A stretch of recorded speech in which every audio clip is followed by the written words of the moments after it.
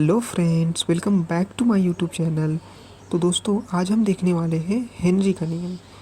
तो सबसे पहले मैं अपनी भाषा में आपको समझाता हूँ कि आखिर हेनरी का नियम है क्या। उसके बाद जो एग्ज़ाम में पूछा जाता है कि हेनरी के नियम का परिभाषा लिखिए या फिर एग्ज़ाम में हमें लिखना कैसे है, ये मैं आपको लास्ट में बता दूँगा। तो आइए सबसे पहले समझते हैं कि आखिर हेनरी का नियम कहता क्या है। तो जब भी हम किसी भी द्रव में कोई गैस मिलाते हैं तो ऑब्वियस सी बात है कि द्रव में गैस की कुछ मात्रा मिलाएंगे हम। अब हेनरी ने क्या बताया? हेनरी ने ये बताया कि अगर मान लीजिए कि मैं एक बर्तन लेता हूँ इस प्रकार से, ठीक, इस प्रकार से मैं एक बर्तन लेता हूँ, इसमें मैंने एक द्रव लिया, मान लीजिए कि यहाँ तक द्रव है, ठीक है, यहाँ तक द्रव है और इसी में गैस को मिलाया हुआ है मैंने। तो मान लेते हैं कि इतने में आपका ये बिलियन है और ऊपर, और यहाँ पे आपका एक पिस्टन लगा हुआ है। अब पिस्टन मतलब समझते हैं आप? पिस्टन का मतलब होता है कि ये जो है ना दबाने का काम करता है। मतलब ये जो है ना, ये पिस्टन ये ऐसे दबाएगा, ऐसे ऐसे दबाएगा, तो दबाने का काम करता है मेन रूप से। और यहाँ पे हमारे पास क्या है? गैस है। मतलब कि जो गैस हमने इसमें मिलाया था द्रव में, वही गैस यहाँ ऊपर है। अब देखिए क्या होगा कि जब हम पिस्टन को ऐसे दबाएंगे तो इस गैस पे प्रभाव पड़ेगा। अब क्या पड़ेगा, कैसे पड़ेगा, वो हमें आगे देखेंगे। लेकिन इतना समझ लीजिए कि इस केस में हेनरी को समझना, हेनरी के नियम को अगर आप समझना चाहते हैं तो इस केस में समझना बहुत ही आसान हो जाएगा। और किसी भी केस में समझ सकते हैं, लेकिन ऐसे समझना आसानी से समझ सकते हैं हम। ये हमारा हो गया गैस और यहाँ पर हमारे पास बिलियन है।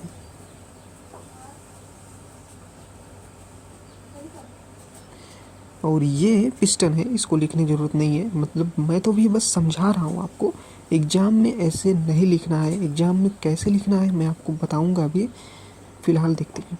हेनरी साहब ये कहते हैं कि जो द्रव है, द्रव में जो गैस की मात्रा होगी, मतलब कि द्रव में जितना गैस होगा या गैस की मात्रा समानुपाती होती है गैस के आंशिक दाब की। अब इसका क्या मतलब हुआ? इसका मतलब क्या हुआ?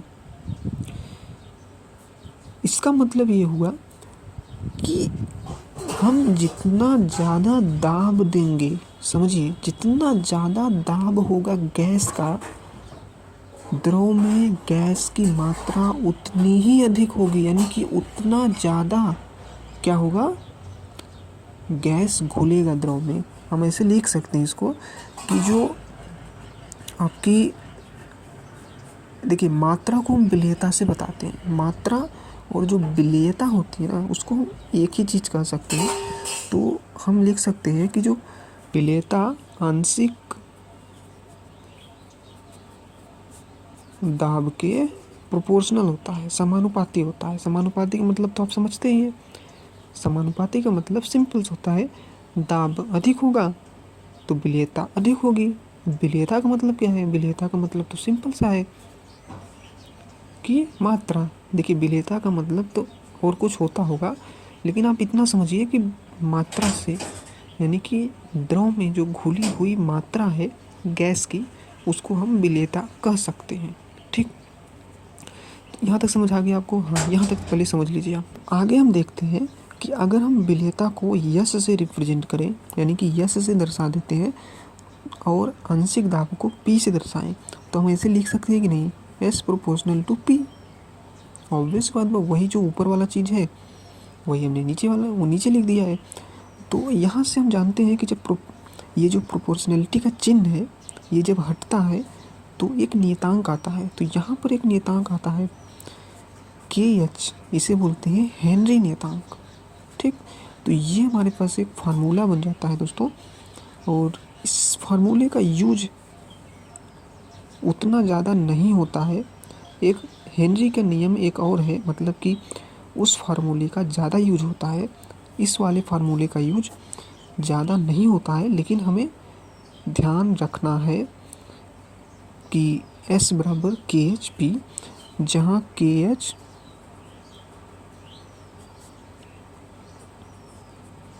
बराबर हेनरी नियतांक है।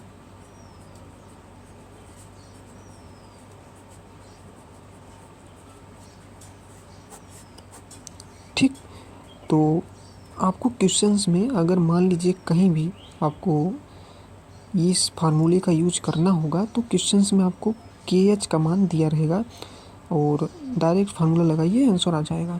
यहाँ तक क्लियर है? चलिए आगे देखते हैं। तो दोस्तों, हेनरी नियम का जो मेन पार्ट होता है ना, वो अब शुरू होता है। ये तो बेसिक था, तो समझिए अब। देखिए, हमारे पास एक द्रव था, उसमें एक गैस घुला हुआ था। तो भाई एक सोचने वाली, थोड़ा सोचिए ज़रा कि अगर किसी द्रव में कोई गैस घुला हुआ है तो भाई उसकी कुछ न कुछ मात्रा तो होगी ही। द्रव में कुछ न कुछ मात्रा तो होगी गैस की। तो उस मात्रा को, यानी कि उस जितना घुला हुआ है उस मात्रा को, उस विलेयता को हम गैस के मोल प्रभाज के रूप में भी तो लिख सकते हैं ना। ऑब्वियसली यार, जो मोल प्रभाज होता है वो मात्रा ही तो बताता है कि द्रव में गैस की कितनी मात्रा घुली हुई है, यही तो विलेयता है। और मोल प्रभाज भी यही बताता है, मात्रा ही बताता है।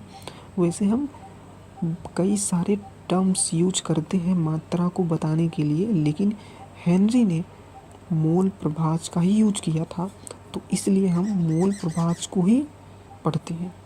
तो हेनरी साहब क्या कहते हैं? हेनरी साहब कहते हैं कि जो विलयन है, यानी कि जो द्रव है, उसमें जो गैस घुला हुआ है उसका मोल प्रभाज, मोल अंश, मोल फ्रैक्शन गैस के आंशिक दाब के समानुपाती होता है। इस चीज़ को हम ऐसे लिख सकते हैं कि गैस का आंशिक दाब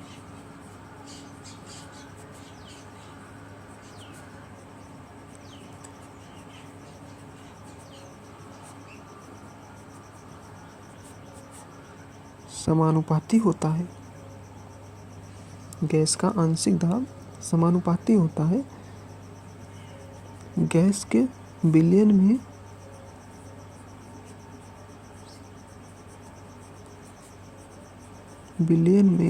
गैस के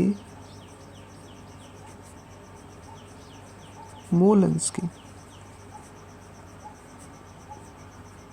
मोल प्रभाज की। ठीक,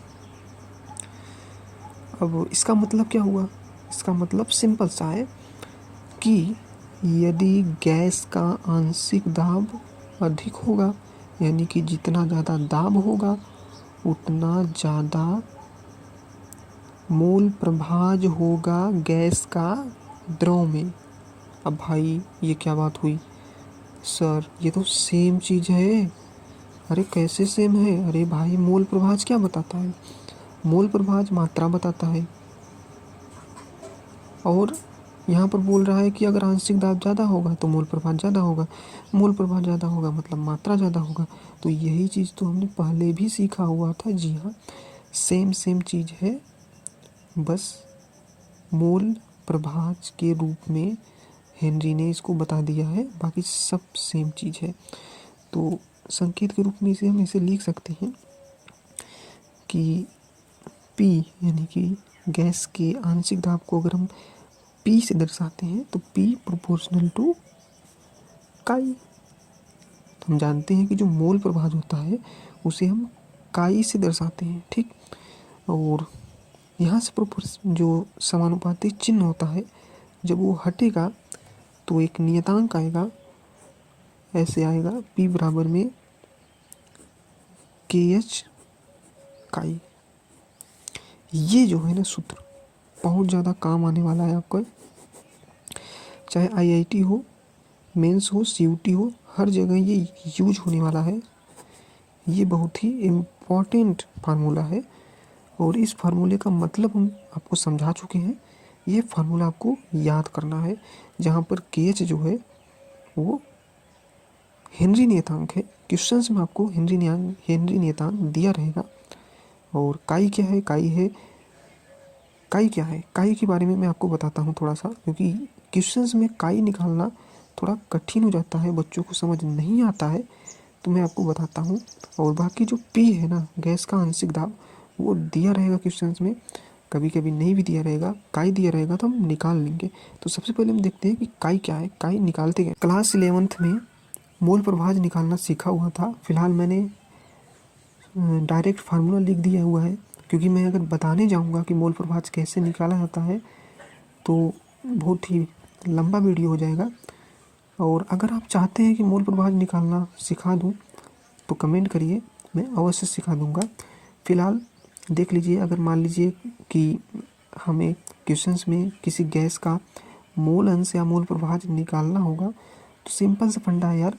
गैस के जो मोल है ना बिलियन में, मतलब जो बिलियन है उसमें गैस के कितने मोल हैं वो निकाल लीजिए, फिर बट्टे में बिलियन में कुल मोलों की संख्या, मतलब कि बिलियन में गैस होगा, द्रव होगा। फिर पहले गैस का मोल निकालिए, फिर उसके बाद द्रव का मोल निकालिए, दोनों को जोड़ दीजिए और बट्टे में रख दीजिए। यहाँ से आंसर आ जाएगा, गैस का मोल प्रभाज आ जाएगा। ठीक, फिर मोल प्रभाज को उठाकर आप जो फार्मूला मिला था हमारे पास, P बराबर में KH काई, इसमें रख देंगे काई का मान। यहाँ से जो निकला है ना, यहाँ से वो काई का मान निकला है, तो काई का मान रख देंगे। और उसके बाद जो भी पूछा रहेगा, KH का मान पूछा रहेगा, P का मान पूछा रहेगा, वो हम निकाल लेंगे आराम से।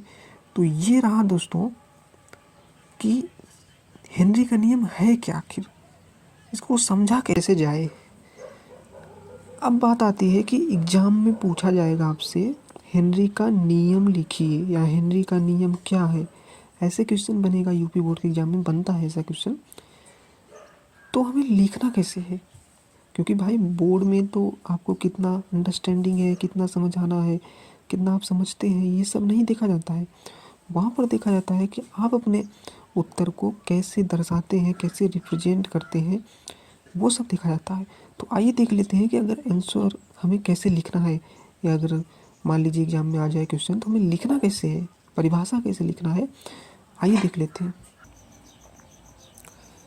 तो दोस्तों ये मैंने एकदम सरल परिभाषा लिखा हुआ है, देख सकते हैं आप। यहाँ से लिखना शुरू कीजिए, आप यहाँ से और यहाँ तक लिखिए। ठीक, जैसा मैंने लिखा हुआ है वैसा लिख दीजिए, आपका एक भी नंबर नहीं कटेगा, ये मेरा वादा है। ठीक है दोस्तों, आशा करता हूँ आपको ये वीडियो अच्छा लगा होगा। तो अच्छा लगा होगा तो लाइक करिए, सब्सक्राइब करिए। जय हिंद।